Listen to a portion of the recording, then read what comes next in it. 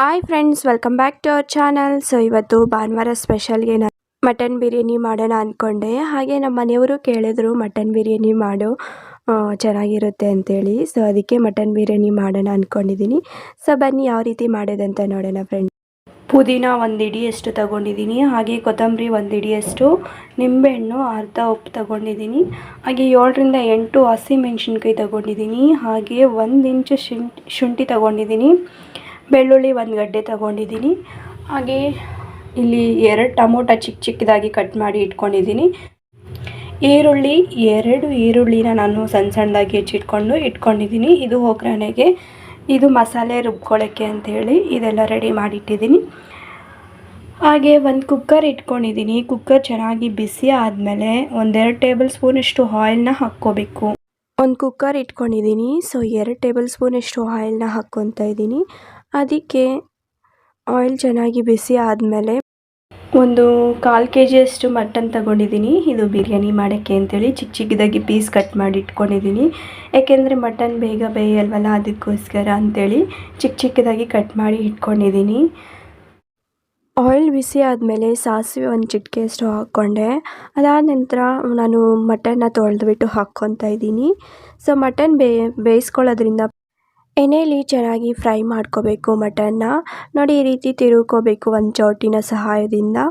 ಚೆನ್ನಾಗಿ ಫ್ರೈ ಆದಮೇಲೆ ಇದಕ್ಕೆ ಸ್ವಲ್ಪ ಉಪ್ಪನ್ನ ಹಾಕ್ತಾಯಿದ್ದೀನಿ. ಉಪ್ಪು ಸ್ವಲ್ಪ ಕಡಿಮೆನೇ ಹಾಕ್ಕೊಳ್ಳಿ, ಏಕೆಂದರೆ ಬಿರಿಯಾನಿ ಮಾಡುವಾಗ ನಾವು ಹಾಕ್ಕೊತೀವಲ್ಲ, ಬಿರಿಯಾನಿ ಮಸಾಲ ಪ್ಯಾಕೆಟಲ್ಲೂ ಕೂಡ ಇರುತ್ತೆ ಉಪ್ಪು. ಅದಕ್ಕೋಸ್ಕರ ಉಪ್ಪು ಜಾಸ್ತಿ ಆಗಬಾರದು ಅನ್ನೋಕ್ಕೋಸ್ಕರ ಹೇಳ್ತಾಯಿದ್ದೀನಿ. ಸೊ ಅದಾದ ನಂತರ ಅರ್ಧ ಟೇಬಲ್ ಸ್ಪೂನಷ್ಟು ಅರಿಶಿನ ಹಾಕ್ಕೊಂಡೆ. ನಂತರ ನೋಡಿ ಚೆನ್ನಾಗಿ ಮಿಕ್ಸ್ ಮಾಡ್ಕೋಬೇಕು. ಚೆನ್ನಾಗಿ ಮಿಕ್ಸ್ ಮಾಡ್ಕೊಂಡಾದಮೇಲೆ 1 ಟೇಬಲ್ ಸ್ಪೂನಷ್ಟು ಧನಿಯಾ ಪೌಡರ್, 1 ಟೇಬಲ್ ಸ್ಪೂನಷ್ಟು ಖಾರದ ಪುಡಿ ಹಾಕಿದ್ದೀನಿ. ಸೊ ಹಾಕಿಬಿಟ್ಟು ಚೆನ್ನಾಗಿ ಮಿಕ್ಸ್ ಮಾಡ್ಕೊತಾ ಇದ್ದೀನಿ ಫ್ರೆಂಡ್ಸ್. ನೋಡಿ, ಈ ರೀತಿ ಮಿಕ್ಸ್ ಮಾಡ್ಕೊಂಡಾದಮೇಲೆ ನೀರು ಹಾಕ್ಕೋಬೇಕು. 1 ಲೋಟ ಅಷ್ಟು ಹಾಕ್ಕೊಂಡ್ರೆ ನೀರು ಸರಿ ಹೋಗುತ್ತೆ.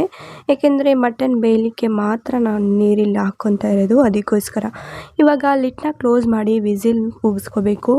7ರಿಂದ 8 ವಿಸಿಲ್ ಕೂಗಿಸ್ಕೋಬೇಕು. ಸೊ ಅಷ್ಟರೊಳಗಡೆ ನಾನಿಲ್ಲಿ ಮಸಾಲೆ ರೆಡಿ ಮಾಡ್ಕೊತೀನಿ. 1 ಹಿಡಿಯಷ್ಟು ಕೊತ್ತಂಬರಿ ಸೊಪ್ಪು, 1 ಹಿಡಿಯಷ್ಟು ಪುದೀನ ಸೊಪ್ಪು, ಹಾಗೆ ಬೆಳ್ಳುಳ್ಳಿ 1 ಗಡ್ಡೆ ಸಿಪ್ಪೆ ಬಿಡಿಸಿಲ್ಲ ಹಾಗೆ ಹಾಕ್ಕೊತಾ ಇದ್ದೀನಿ. ಹಾಗೆ ಶುಂಠಿ, ಹಸಿಮೆಣಸಿನ್ಕಾಯಿ ಹಾಕ್ಕೊತಾ ಇದ್ದೀನಿ.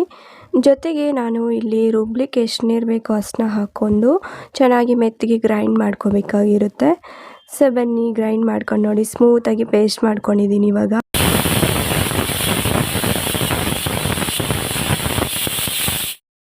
ಈಗ ವಿಸಿಲ್ ಕೂಡ ಬಂದಾಯಿತು. ವಿಸಿಲ್ ತಣ್ಣಗಾದ್ಮೇಲೆ ತೆಗೆದು ನೋಡ್ತಾ ಇದ್ದೀನಿ. ನೋಡಿ ಎಷ್ಟು ಚೆನ್ನಾಗಿ ಬೆಂದಿದೆ ಅಂತೇಳಿ. ಚೆನ್ನಾಗಿ ಒಂದ್ಸರಿ ಮಿಕ್ಸ್ ಮಾಡಿಬಿಟ್ಟು ನಿಮಗೆ ತೋರಿಸ್ತಾ ಇದ್ದೀನಿ ಬೆಂದಿದೆಯಾ ಇಲ್ವಾ ಅಂತ. ನೋಡಿ ಎಷ್ಟು ಸಾಫ್ಟಾಗಿ ಬೆಂದಿದೆ ಅಂತೇಳಿ. ಸೊ ಈ ರೀತಿ ಬೆಂದರೆ ಸರಿ ಹೋಗುತ್ತೆ. ಒಂದು 80% ಬೆಂದಿರಬೇಕು. ಸೊ ಅದಾದ ನಂತರ ಬೇರೆ ಒಂದು ಕುಕ್ಕರ್ ಇಟ್ಕೊಂಡು ಸ್ಟವ್ನ ಹಚ್ಕೊತಾ ಇದ್ದೀನಿ. ಸೊ ಸ್ಟವ್ ಹಚ್ಕೊಂಡ್ಬಿಟ್ಟು ನಾನು 3 ಟೇಬಲ್ ಸ್ಪೂನಷ್ಟು ಆಯಿಲ್ನ ಹಾಕ್ಕೊತಾ ಇದ್ದೀನಿ. ನಾವು ಜಾಸ್ತಿ ಆಯಿಲ್ ತಿನ್ನೋದಿಲ್ಲ, ಅದಕ್ಕೋಸ್ಕರ ಕಡಿಮೆನೇ ನಾನು ಆಯಿಲ್ ಬೆಳೆಸೋದು. ಸೊ ಅದಾದ ನಂತರ ನೋಡಿ ಫ್ರೆಂಡ್ಸ್, ಸಾಸಿವೆನ ಒಂದು ಅರ್ಧ ಟೇಬಲ್ ಸ್ಪೂನಷ್ಟು ಹಾಕ್ಕೊಂಡೆ. ಈರುಳ್ಳಿ ಕಟ್ ಮಾಡಿ ಇಟ್ಕೊಂಡಿದ್ದೆ ಅಲ್ವಾ, ಅದನ್ನು ಕೂಡ ಹಾಕ್ತಾಯಿದ್ದೀನಿ.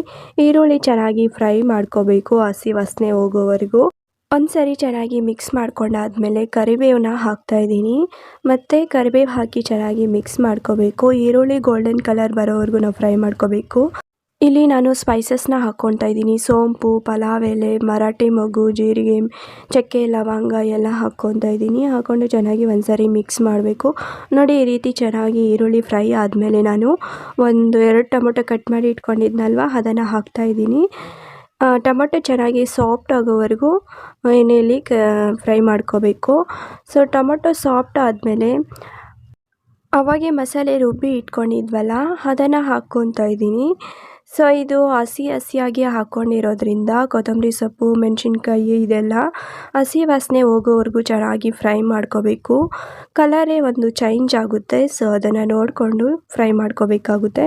ನೋಡಿ, ಈ ರೀತಿ ಕಲರ್ ಚೇಂಜ್ ಆದಮೇಲೆ ನಾವು ಮಟನ್ ಬೇಯಿಸ್ಕೊಂಡಿದ್ವಲ್ಲ, ಅದನ್ನು ಹಾಕ್ಕೋಬೇಕಾಗುತ್ತೆ. ನೋಡಿ, ಅವಾಗೆ ಬೇರೆ ಕುಕ್ಕರಲ್ಲಿ ಬೇಯಿಸ್ಕೊಂಡು ಇಟ್ಕೊಂಡಿದ್ವಲ್ಲ ಮಟನು, ಅದನ್ನು ಹಾಕ್ತಾಯಿದ್ದೀನಿ. ಈ ರೀತಿ ಮಾಡ್ಕೊಳ್ಳೋದ್ರಿಂದ ಬೇಗನೆ ಮಟನ್ ಬಿರಿಯಾನಿ ಆಗುತ್ತೆ. ಸೊ ಟೇಸ್ಟಿಯಾಗಿ ಕೂಡ ಬರುತ್ತೆ. ಒಂದ್ಸಲಿ ನೀವು ಕೂಡ ಟ್ರೈ ಮಾಡಿ, ನೀವೇ ಹೇಳ್ತೀರಾ ಆವಾಗ. ಎಲ್ಲ ಪೀಸಸ್ನ ಹಾಕ್ಕೊಂಡಾದ್ಮೇಲೆ ಚೆನ್ನಾಗಿ ಮಿಕ್ಸ್ ಮಾಡಬೇಕು. ನೋಡಿ ಈ ರೀತಿ ಚೆನ್ನಾಗಿ ಮಿಕ್ಸ್ ಮಾಡ್ಕೋಬೇಕು. ಏಕೆಂದರೆ ಮಟನ್ಗೆ ಮಸಾಲೆ ಎಲ್ಲ ಹಿಡಿಬೇಕಲ್ವ, ಅದಕ್ಕೋಸ್ಕರ. ಸೊ ಈ ರೀತಿ ಚೆನ್ನಾಗಿ ಒಂದು 5 ನಿಮಿಷ ಮಿಕ್ಸ್ ಮಾಡಿಕೊಂಡ್ರೆ ಚೆನ್ನಾಗಿರುತ್ತೆ. ಹಾಗೆ ನಾನಿಲ್ಲಿ ಬಿರಿಯಾನಿ ಮಸಾಲ ಪ್ಯಾಕೆಟ್ದೇ ಹಾಕ್ತಾಯಿದ್ದೀನಿ ಹಚ್ಚಿದ್ದು. ಅದಾದ ನಂತರ ನೋಡಿ ಫ್ರೆಂಡ್ಸ್, ಮಟನ್ ಮಸಾಲ ಕೂಡ ಹಾಕ್ತಾಯಿದ್ದೀನಿ. ನೋಡಿ ಹಾಕಿದಾದಮೇಲೆ ಚೆನ್ನಾಗಿ ಮಿಕ್ಸ್ ಮಾಡ್ಕೋಬೇಕು. ಈ ರೀತಿ ಚೆನ್ನಾಗಿ ಮಿಕ್ಸ್ ಮಾಡ್ಕೊಂಡಾದ್ಮೇಲೆ ನಾನು ಗಟ್ಟಿ ಮೊಸರನ್ನ 1-2 ಟೇಬಲ್ ಸ್ಪೂನಷ್ಟು ಹಾಕ್ಕೊತಾ ಇದ್ದೀನಿ. ನೋಡಿ ಮೊಸರು ಹಾಕಿದ ತಕ್ಷಣ ಚೆನ್ನಾಗಿ ಈ ರೀತಿ ತಿರುಗ್ಕೋಬೇಕು, ಇಲ್ಲಾಂದರೆ ಒಡೆದೋಗುತ್ತೆ. ಇದು ಸ್ಲಿಮ್ಮಲ್ಲಿ ಇಟ್ಕೊಂಡು ಮೊಸರು ಹಾಕ್ಕೋಬೇಕಾಗುತ್ತೆ. ನೋಡಿದ್ರೆ ಎಷ್ಟು ಚೆನ್ನಾಗಿ ಬಂದಿದೆ ಅಂತೇಳಿ ಮಸಾಲೆ. ಸೊ ಈ ರೀತಿ ಚೆನ್ನಾಗಿ ಬೇಗ ತಿರುಗ್ಕೋಬೇಕು, ಇಲ್ಲಾಂದರೆ ಮೊಸರು ಒಡೆದೋಗೋ ಚಾನ್ಸ್ ಇರುತ್ತೆ. ಅದಕ್ಕೋಸ್ಕರ ಹೇಳ್ತಾ ಇದ್ದೀನಿ. ನೋಡಿ ಕುಕ್ಕರಲ್ಲಿ ಬೇಯಿಸಿ ಇಟ್ಕೊಂಡಿದ್ದಲ್ವ ಮಟನು, ಅದೇ ನೀರನ್ನ ನಾನು ಅಳತೆ ಮಾಡಿ ಹಾಕ್ಕೊತಾ ಇದ್ದೀನಿ. ನಾನು 2 ಲೋಟ ಅಕ್ಕಿನ ಹಾಕೋದು, ಸೊ ಅದಕ್ಕೆ 4 ಲೋಟ ನೀರನ್ನ ಹಾಕ್ಕೊತಾ ಇದ್ದೀನಿ. ಮಟನ್ ಬೇಯಿಸ್ಕೊಂಡಿದ್ದೆ ಅಲ್ವಾ, ಆ ನೀರೇ ನನಗೆ 3 ಲೋಟ ಬಂತು. ಸೊ ಅದಾದ ನಂತರ ಎಕ್ಸ್ಟ್ರಾ 1 ಲೋಟ ನೀರನ್ನ ಹಾಕ್ಕೊತಾ ಇದ್ದೀನಿ. ಹಾಕ್ಕೊಂಡು ಚೆನ್ನಾಗಿ ಈ ರೀತಿ ಮಿಕ್ಸ್ ಮಾಡ್ಕೋಬೇಕು. ಸೊ ಈ ರೀತಿ ಮಿಕ್ಸ್ ಮಾಡ್ಕೊಂಡಾದ್ಮೇಲೆ ನೋಡ್ಕೋಬೇಕು ಉಪ್ಪು ಖಾರ ಎಲ್ಲ ಸರಿ ಹೋಗಿದೆಯಾ ಇಲ್ವಾ ಅಂತೇಳಿ. ನಾನು ಕೂಡ ನೋಡ್ತಾ ಇದ್ದೀನಿ. ಸೊ ಈ ರೀತಿ ನೋಡ್ಕೊಂಡಾದ್ಮೇಲೆ ಉಪ್ಪು ಖಾರ ಏನಾದರೂ ಕಡಿಮೆ ಆದರೆ ಹಾಕ್ಕೋಬೋದು. ಸೊ ನನಗೆಲ್ಲ ಸರಿ ಹೋಗಿದೆ, ಸೊ ಅದಕ್ಕೆ ಏನೂ ಹಾಕ್ತಾಯಿಲ್ಲ. ಸೊ ಲಿಡ್ನ ಕ್ಲೋಸ್ ಮಾಡಿ ಚೆನ್ನಾಗಿ ಒಂದು ಕುದಿ ಬರೋವರೆಗೂ ಈ ರೀತಿ ಕುದಿಸ್ಕೋಬೇಕು. ಅಕ್ಕಿ ತೊಳೆದು ಇಟ್ಕೊಂಡಿದ್ದೆ 2 ಲೋಟ, ಅದನ್ನು ಹಾಕ್ಕೊಂಡ್ಬಿಟ್ಟು ಚೆನ್ನಾಗಿ ಮಿಕ್ಸ್ ಮಾಡ್ಕೋಬೇಕು. ಸೊ ಚೆನ್ನಾಗಿ ಮಿಕ್ಸ್ ಮಾಡ್ಕೊಂಡಾದ್ಮೇಲೆ ಒಂದು ಕುದಿ ಬರೋವರೆಗೂ ನಾವು ಲಿಡ್ನ ಕ್ಲೋಸ್ ಮಾಡಿ ಇಡಬೇಕಾಗುತ್ತೆ. ನೋಡಿ ಈ ರೀತಿ ಒಂದು ಕುದಿ ಬಂದಮೇಲೆ ಚೆನ್ನಾಗಿ ಒಂದು ಚೌಟಿನ ಸಹಾಯದಿಂದ ಈ ರೀತಿ ತಿರುಗ್ಕೋಬೇಕು. ಏಕೆಂದರೆ ಅಕ್ಕಿ ಕೆಳಗಡೆನೇ ಕುತ್ಕೊಬಿಡುತ್ತೆ, ಅದಕ್ಕೋಸ್ಕರ ಆ ರೀತಿ ಚೆನ್ನಾಗಿ ತಿರುಗ್ಕೋಬೇಕು. ಈಗ ನಿಂಬೆಹಣ್ಣ ಹಿಂಡ್ತಾ ಇದ್ದೀನಿ. ಸೊ 1-2 ಟೇಬಲ್ ಸ್ಪೂನಷ್ಟು ನಿಂಬೆಹಣ್ಣ ಹಿಂಡ್ಕೊಂಡಾದ್ಮೇಲೆ ನೋಡಿ ಇವಾಗ ಲಿಡ್ನ ಕ್ಲೋಸ್ ಮಾಡಿಬಿಟ್ಟು ವಿಸಿಲ್ಗೆ ಇಡ್ತಾ ಇದ್ದೀನಿ. 2 ವಿಸಿಲ್ ಕೂಗಿಸ್ಕೊಂಡ್ರೆ ಸರಿ ಹೋಗುತ್ತೆ. ಫ್ರೆಂಡ್ಸ್ ಇವಾಗ ವಿಸಿಲ್ ಬಂದಾಯಿತು. ಸೊ ವಿಸಿಲ್ ತಣ್ಣಗಾದ್ಮೇಲೆ ತೆಗೆದು ನೋಡ್ತಾ ಇದ್ದೀನಿ. ನೋಡಿ ಎಷ್ಟು ಚೆನ್ನಾಗಿ ಬಂದಿದೆ, ಹಾಗೆ ಕಲರ್ ಕೂಡ ತುಂಬ ಚೆನ್ನಾಗಿ ಬಂದೈತಲ್ವಾ. ಸೊ ಬಿರಿಯಾನಿ ನೋಡ್ತಾ ಇದ್ರೇ ತಿನ್ನಬೇಕು ಅನಿಸುತ್ತೆ. ನನ್ನ ಫೇವ್ರೆಟ್ ಬಿರಿಯಾನಿ ಅಂತಲೇ ಹೇಳ್ಬೋದು. ನನಗೆ ಫೇವ್ರೆಟ್ ಆಗಿರೋದು chicken biryani. So first time ನಾನು ಮಟನ್ ಬಿರಿಯಾನಿ ಕೂಡ ಟ್ರೈ ಮಾಡಿದೆ, ಚೆನ್ನಾಗಿ ಬಂದಿತ್ತು. ಸೊ ಇವಾಗ ಸರ್ವ್ ಮಾಡ್ತಾ ಇದ್ದೀನಿ. ನೋಡಿ ಕಲರ್ ನೋಡಿ ಎಷ್ಟು ಚೆನ್ನಾಗಿ ಬಂದಿದೆ ಅಂತೇಳಿ. ನೋಡಿ ಫ್ರೆಂಡ್ಸ್ ಇವಾಗ ಒಂದು ತಟ್ಟೆಗೆ ಸರ್ವ್ ಮಾಡಿದೆ. ಹಾಗೆ ಈರುಳ್ಳಿ ಕಟ್ ಮಾಡಿ ಇಟ್ಕೊಂಡಿದ್ದೆ, ಪುದೀನ ಒಂದು ಡಿಸೈನ್ಗೋಸ್ಕರ ಇಟ್ಟಿದ್ದೆ. ನೋಡಿದ್ರೆ ಎಷ್ಟು ಕಲರ್ಫುಲ್ಲಾಗಿ ಬಂದಿದೆ ಅಂತೇಳಿ. ಫ್ರೆಂಡ್ಸ್ ನೀವು ಕೂಡ ಟ್ರೈ ಮಾಡಿ ಒಂದು ಸಲ. ಸೊ ಚೆನ್ನಾಗಿ ಬಂದಿದೆ, ನನ್ನ ಕಾಮೆಂಟ್ ಬಾಕ್ಸಲ್ಲಿ ತಿಳಿಸಿ ಹೇಗೆ ಬಂದಿದೆ ಅಂತೇಳಿ. ಸೊ ಬೆಳಿಗ್ಗೆ ಸೋಮವಾರ ಆಗಿರೋದ್ರಿಂದ ಟಿಫನ್ಗೆ ಅಂತೇಳಿ ದೋಸೆಗೆ ಹಾಕೋಣ ಅಂತೇಳಿ 12 ಗಂಟೆಗೆ ನಾನು ದೋಸೆಗೆ ಹಾಕ್ತಾಯಿದ್ದೀನಿ. ಒಂದು 3 or 4 ಅವರ್ಸ್ನ ನಾನು ನೆನೆಸಿ ಅಕ್ಕಿನ ಇಟ್ಕೊತೀನಿ. ಅಕ್ಕಿನ ಒಂದು 2-3 ಸತಿ ಚೆನ್ನಾಗಿ ತೊಳೆದುಬಿಟ್ಟು, ಹಾಗೆ ಅವಲಕ್ಕಿ ಒಂದು 3/4 ಕಪ್ಪು, ಹಾಗೆ ಉದ್ದಿನಬೇಳೆ ಒಂದು 3/4 ಗ್ಲಾಸ್ನ ಹಾಕಿಬಿಟ್ಟು 2 ಟೇಬಲ್ ಸ್ಪೂನಷ್ಟು ಕಡಲೆಬೇಳೆನ ಹಾಕಿದೆ. ಹಾಗೆ ಜೀರಿಗೆ ಒಂದು ಅರ್ಧ ಟೇಬಲ್ ಸ್ಪೂನಷ್ಟು ಹಾಕ್ತಾಯಿದ್ದೀನಿ. ಹಾಗೆ ಇದು ಕಡಲೆಪುರಿನ 1 ಗ್ಲಾಸಷ್ಟು ಹಾಕ್ತಾಯಿದ್ದೀನಿ. ಇದನ್ನು ಒಂದ್ಸಲಿ ಚೆನ್ನಾಗಿ ತೊಳೆದುಬಿಟ್ಟು ಒಳ್ಳೆ ನೀರು ಹಾಕಿ ಇವಾಗ ನೆನೆಸೋಕ್ಕೆ ಇಟ್ಟಿದ್ದೀನಿ. ಫ್ರೆಂಡ್ಸ್ ನೋಡಿ 3 to 4 ಅವರ್ಸ್ ನೆನೆಯೋಕ್ಕೆ ಬಿಟ್ಟಿದೆ. ನೋಡಿ ಚೆನ್ನಾಗಿ ನೆಂದಿದೆ ಅಕ್ಕಿ ಎಲ್ಲ. ಈ ರೀತಿ ಆದಮೇಲೆ ರುಬ್ಲಿಕ್ಕೆ ಅಂತೇಳಿ ಒಂದು ಮಿಕ್ಸಿ ಜಾರ್ ತಗೊಂಡಿದ್ದೀನಿ. ಇದು ಮೀಡಿಯಮ್ ಮಿಕ್ಸಿ ಜಾರ್ ತಗೊಂಡಿದ್ದೀನಿ. ಚೆನ್ನಾಗಿ ಒಂದ್ಸರಿ ಮಿಕ್ಸ್ ಮಾಡಿ ಹಾಕ್ಕೊತಾ ಇದ್ದೀನಿ. ಇವಾಗ ನೀರು ಸ್ವಲ್ಪ ಹಾಕ್ಕೊಂಡು ಚೆನ್ನಾಗಿ ಸ್ಮೂತಾಗಿ ಗ್ರೈಂಡ್ ಮಾಡ್ಕೋಬೇಕಾಗುತ್ತೆ, ಇಲ್ಲಾಂದರೆ ದೋಸೆ ಚೆನ್ನಾಗಿ ಬರಲ್ಲ. ಸೊ ಸ್ಮೂತಾಗಿ ರುಬ್ಕೊಂಡು ಒಂದು ಬಟ್ಲಿಗೆ ಹಾಕ್ಕೊತಾ ಇದ್ದೀನಿ ನಾನು ಇವಾಗ. ನೋಡಿ ಅದೇ ರೀತಿ ಇರೋ ಅಕ್ಕಿ ಎಲ್ಲ ನಾನು ಮಿಕ್ಸಿ ಜಾರ್ಗೆ ಹಾಕ್ಕೊಂಡು ಸ್ಮೂತಾಗಿ ರುಬ್ಕೊಂಡು ಎಲ್ಲ ಅಕ್ಕಿನೂ ಸ್ಮೂತಾಗಿ ರುಬ್ಬಿಟ್ಟು ನಾನು ಒಂದು ಬಟ್ಲಿಗೆ ಹಾಕ್ಕೊಂಡೆ. ಸೊ ಚೆನ್ನಾಗಿ ಮಿಕ್ಸ್ ಮಾಡ್ತಾಯಿದ್ದೀನಿ. ನೋಡಿ ಈ ರೀತಿ ಚೆನ್ನಾಗಿ ಮಿಕ್ಸ್ ಮಾಡೋದ್ರಿಂದ ಉದ್ದಿನಬೇಳೆ ಅವಲಕ್ಕಿ ಎಲ್ಲ ಮಿಕ್ಸ್ ಆಗುತ್ತಲ್ವ, ಅದಕ್ಕೋಸ್ಕರ ಈ ರೀತಿ ಮಿಕ್ಸ್ ಮಾಡ್ತಾಯಿದ್ದೀನಿ. ನೋಡಿ ಇದು ಸೋಮವಾರ ಬೆಳಿಗ್ಗೆ 5:30ಗೆ ಎದ್ದೇಳಿದ್ದೆ. ಸೊ ಎಷ್ಟು ಬೆಳಕಾಗಿದೆ ಅಂತ ನೋಡಿ. ವಾಕಿಂಗ್ ಹೋಗಿ ಬಂದೆ. ನಮ್ಮ ಟಾಮಿ ನೋಡಿ ನನ್ನ ವೇಲ್ನ ಇಟ್ಕೊಂಡ್ಬಿಟ್ಟಿದೆ, ವಾಕಿಂಗ್ ಹೋಗೋಕ್ಕೆ ಬಿಡ್ತಾಯಿಲ್ಲ, ಫುಲ್ ಕತ್ಲಾಗಿದೆ, ಲೈಟ್ ಹಾಕೋಕ್ಕೂ ಬಿಡ್ತಾಯಿಲ್ಲ. ದೋಸೆ ಇವಾಗ ಯಾವ ರೀತಿ ಉಬ್ಬಿದೆ ಅಂತ ನೋಡೋಣ. ನೋಡಿ ಎಷ್ಟು ಚೆನ್ನಾಗಿ ಉಬ್ಬಿದೆ ಅಂತೇಳಿ. ಯಪ್ಪ ತುಂಬ ಖುಷಿ ಆಯಿತು ಈ ರೀತಿ ಉಬ್ಬಿರೋದು ನೋಡಿ. ನನಗಂತೂ ತುಂಬಾ ಖುಷಿ ಆಯಿತು. ಸೊ ಚೆನ್ನಾಗಿ ಉಬ್ಬಿದೆ ಅಲ್ವಾ, ಜಾಸ್ತಿ ಆಗಿಬಿಟ್ಟು ಅದಕ್ಕೆ ಒಂದು ಬಾಟ್ಲ್ ತಗೊಂಡ್ಬಿಟ್ಟು ಅದಕ್ಕೆ ಸ್ವಲ್ಪ ಹಾಕ್ಕೊಳ್ಳೋಣ ಅಂಥೇಳಿ ಒಂದ್ಸಲಿ ಚೆನ್ನಾಗಿ ಮಿಕ್ಸ್ ಮಾಡಿ ನೋಡಿದೆ, ಆಗಿಲ್ಲ ಜಾಸ್ತಿನೇ ಆಗಿಬಿಟ್ಟಿದೆ, ಕೆಳಗಡೆ ಚೆಲ್ಬಿಡುತ್ತೆ ಅಂಥೇಳಿ ಒಂದು ಬಟ್ಲು ತಗೊಂಡು ಅದಕ್ಕೆ ಬಗ್ಗಿಸ್ಬೇಕು. ಸೊ ಒಂದು ಅರ್ಧ ಅಷ್ಟು ಬಗ್ಸ್ಕೊಂಡೆ. ಒಂದು ಬಟ್ಲಿಗೆ ಹಾಕ್ಕೊಂಡಿದ್ದೆ ಅಲ್ವಾ, ಅದಷ್ಟು ನಮ್ಮಿಬ್ಬರಿಗೂ ಸರಿ ಹೋಗುತ್ತೆ. ಮಿಕ್ಕಿದ್ದು ನಾನು ಫ್ರಿಜ್ಜಲ್ಲಿ ಇಟ್ಬಿಡ್ತೀನಿ. ಒಂದ್ಸಲಿ ಚೆನ್ನಾಗಿ ಮಿಕ್ಸ್ ಮಾಡಿಬಿಟ್ಟು ಫ್ರಿಜ್ಜಲ್ಲಿ ಎತ್ತಿಕ್ಬಿಟ್ಟಿದ್ದೆ. ಅದು ಇನ್ನು ಸ್ವಲ್ಪ ಇತ್ತಲ್ವ, ಅದು ನಮ್ಮಿಬ್ಬರಿಗೆ ಟಿಫನ್ಗೆ ಸರಿ ಹೋಗುತ್ತೆ. ಹಾಗೆ ಪಲ್ಯ ಮಾಡೋಣ ಅಂಥೇಳಿ ಆಲೂಗಡ್ಡೆ ಚೆನ್ನಾಗಿ ತೊಳೆದ್ಬಿಟ್ಟು ಒಂದು ಚಿಕ್ಕ ಚಿಕ್ಕದಾಗಿ ಪೀಸ್ ಮಾಡಿ ಇನ್ನೊಂದು ಸರಿ ಚೆನ್ನಾಗಿ ತೊಳೆದ್ಬಿಟ್ಟು ಕುಕ್ಕರ್ಗೆ ಹಾಕ್ಕೊತಾ ಇದ್ದೀನಿ. ಚೆನ್ನಾಗಿ ತೊಳೆದ್ಬಿಟ್ಟು ಹಾಕಿ ಹಾಗೆ ನೀರು ಒಂದು ಮುಳುಗೋ ಅಷ್ಟು ಹಾಕಿದ್ದೆ. ಸೊ ಲಿಡ್ನ ಕ್ಲೋಸ್ ಮಾಡಿ ಒಂದೆರಡು ವಿಸಿಲ್ ಕೂಗಿಸ್ಕೊತೀನಿ. ಅಷ್ಟರೊಳಗಡೆ ಪಲ್ಯಕ್ಕೆ ಈರುಳ್ಳಿನ ಕಟ್ ಮಾಡ್ಕೊತಾ ಇದ್ದೀನಿ. 3 ಈರುಳ್ಳಿ ತೊಗೊಂಡಿದ್ದೆ ದೊಡ್ಡದು, ಅದನ್ನು ಸಿಪ್ಪೆ ಬಿಡಿಸ್ಕೊಂಡು ಸಣ್ಣ ಸಣ್ಣದಾಗಿ ಕಟ್ ಮಾಡಿ ಇಟ್ಕೊತಾ ಇದ್ದೀನಿ. ಪಲ್ಯಗೆ ಏನೇನು ಬೇಕೋ ಅದೆಲ್ಲ ರೆಡಿ ಮಾಡಿ ಇಟ್ಕೊಂಡ್ರೆ ಬೇಗನೆ ಆಗಿಬಿಡುತ್ತೆ ಆಲೂಗಡ್ಡೆ ಪಲ್ಯ. ಆಲೂಗಡ್ಡೆ ಪಲ್ಯ ತುಂಬ ಚೆನ್ನಾಗಿರುತ್ತಲ್ವ ದೋಸೆಗೆ. ಅಷ್ಟರೊಳಗಡೆ ವಿಸಿಲ್ ಕೂಡ ಬಂದಾಯಿತು. ಸ್ಟವ್ನ ಆಫ್ ಮಾಡಿ ಇವಾಗ ವಿಸಿಲ್ ತಣ್ಣಗಾಗೋಕ್ಕೆ ಬಿಟ್ಟಿದ್ದೀನಿ. ಅಷ್ಟರೊಳಗಡೆ ನಾನು ಚಟ್ನಿ ಮಾಡ್ಕೋಬೇಕಲ್ವ, ಅದಕ್ಕೆ ರೆಡಿ ಮಾಡ್ಕೊತಾ ಇದ್ದೀನಿ. ಕಡಲೆ ಬೀಜ ಚೆನ್ನಾಗಿ ಹುರಿದುಬಿಟ್ಟು ಸಿಪ್ಪೆ ತೆಗೆದುಬಿಟ್ಟು ಹಾಕ್ಕೊಂಡೆ. ಹಾಗೆ 1 ಹಿಡಿಯಷ್ಟು ಕೊತ್ತಂಬರಿ ಸೊಪ್ಪು ಹಾಗೆ ಕರಿಬೇವನ್ನ ಹಾಕ್ತಾಯಿದ್ದೀನಿ. ಈರುಳ್ಳಿ ಸ್ವಲ್ಪ ಹಾಕ್ಕೊಂಡೆ. ಹಾಗೆ ಹುರ್ಗಡ್ಲೆನ 1-2 ಟೇಬಲ್ ಸ್ಪೂನಷ್ಟು ಹಾಕ್ಕೊತಾ ಇದ್ದೀನಿ. ನಂತರ ಒಣಮೆಣ್ಸಿನ್ಕಾಯಿ ಹಾಕ್ಕೊತಾ ಇದ್ದೀನಿ. ಹಸಿಮೆಣ್ಸಿನ್ಕಾಯಿ ಇದ್ದಿಲ್ಲ ಮನೇಲಿ, ಅದಕ್ಕೋಸ್ಕರ ಒಣಮೆಣ್ಸಿನ್ಕಾಯಿ 2 ಹಾಕ್ಕೊಂಡೆ.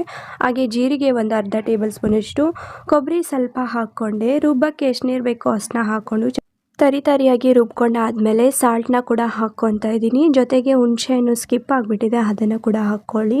ಮತ್ತು ಒಂದು ಸ್ವಲ್ಪ ನೀರು ಹಾಕಿ ಚೆನ್ನಾಗಿ ಸ್ಮೂತಾಗಿ ಗ್ರೈಂಡ್ ಮಾಡ್ಕೋಬೇಕಾಗುತ್ತೆ. ನೋಡಿ, ಗ್ರೈಂಡ್ ಮಾಡ್ಕೊಂಡಾದಮೇಲೆ ಒಂದು ಬೌಲ್ಗೆ ಸರ್ವ್ ಮಾಡ್ಕೊತಾ ಇದ್ದೀನಿ. ದೋಸೆಗಾಗಿರೋದ್ರಿಂದ ಸ್ಮೂತಾಗಿ ರುಬ್ಕೋಬೇಕಾಗುತ್ತೆ. ನೋಡಿ, ಚಟ್ನಿ ಕೂಡ ರೆಡಿ ಆಯಿತು, ಒಗ್ಗರಣೆ ಹಾಕ್ಕೋಬೇಕು ಅಷ್ಟೇ. ಹಾಗೆ ಆಲೂಗಡ್ಡೆ ಕೂಡ ತಣ್ಣಗಾಗಿತ್ತು, ಅದನ್ನು ಸಿಪ್ಪೆ ಬಿಡಿಸ್ಕೊತಾ ಇದ್ದೀನಿ. ಸ್ವಲ್ಪ ಎಳೆ ಆಲೂಗಡ್ಡೆದು ಹೊಟ್ಟೆ ಈಚೆ ಬಂದುಬಿಟ್ಟಿತ್ತು, ಸೊ ಈಸಿಯಾಗಾಯಿತು. ಇವಾಗ ಚೆನ್ನಾಗಿ ಸ್ಮ್ಯಾಶ್ ಮಾಡ್ಕೊತಾ ಇದ್ದೀನಿ.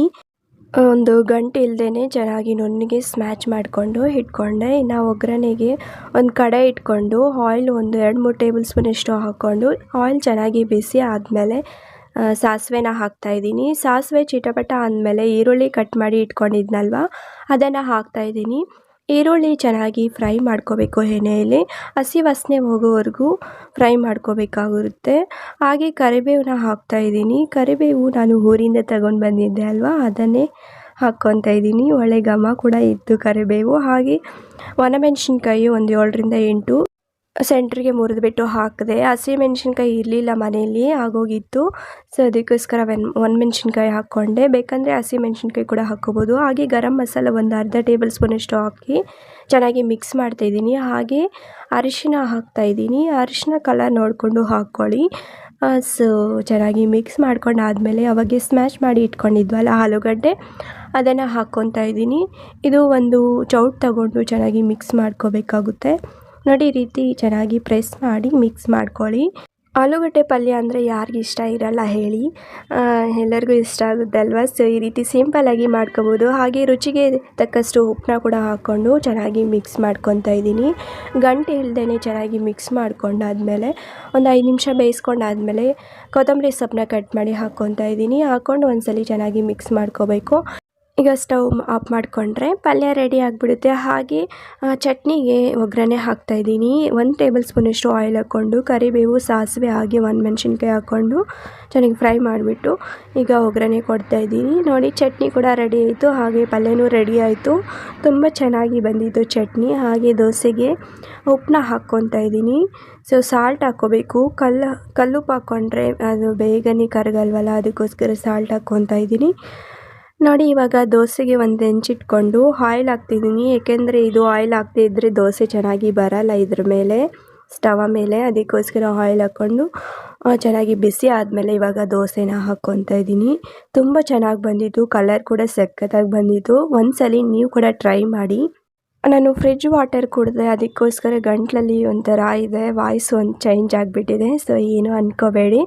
ಸೊ ಹಾಗೆ ನೋಡಿದ್ರೆ ಎಷ್ಟು ಚೆನ್ನಾಗಿ ಬಂದಿದೆ ಅಂತೇಳಿ ದೋಸೆ. ನಾನು ತೋರಿಸಿರೋ ಒಂದು ಅಳತೆ ಪ್ರಕಾರ ನೀವು ಕೂಡ ಟ್ರೈ ಮಾಡಿ, ಚೆನ್ನಾಗಿ ಉಬ್ಬುತ್ತೆ ದೋಸೆ. ಸೊ ನನಗಂತೂ ತುಂಬಾ ಇಷ್ಟ ದೋಸೆ ಅಂದರೆ. ನೋಡಿ ಇವಾಗ ಸರ್ವ್ ಮಾಡ್ಕೊತಿದ್ದೀನಿ. ಹಾಗೆ ಇನ್ನೊಂದು ದೋಸೆ ಕೂಡ ಹಾಕ್ತಾಯಿದ್ದೀನಿ. ನಮ್ಮ ಮನೆಯವರು ಕೆಲ್ಸಕ್ಕೆ ಹೋಗ್ಬೇಕಲ್ವ, ಅವ್ರಿಗೆ ಫಸ್ಟ್ ಹಾಕ್ಕೊಟ್ಬಿಟ್ಟು ಅವ್ರು ತಿಂದಮೇಲೆ ನಾನು ನಿಧಾನಕ್ಕೆ ಎಲ್ಲ ಕೆಲಸ ಆದಮೇಲೆ ತಿನ್ಕೊತೀನಿ.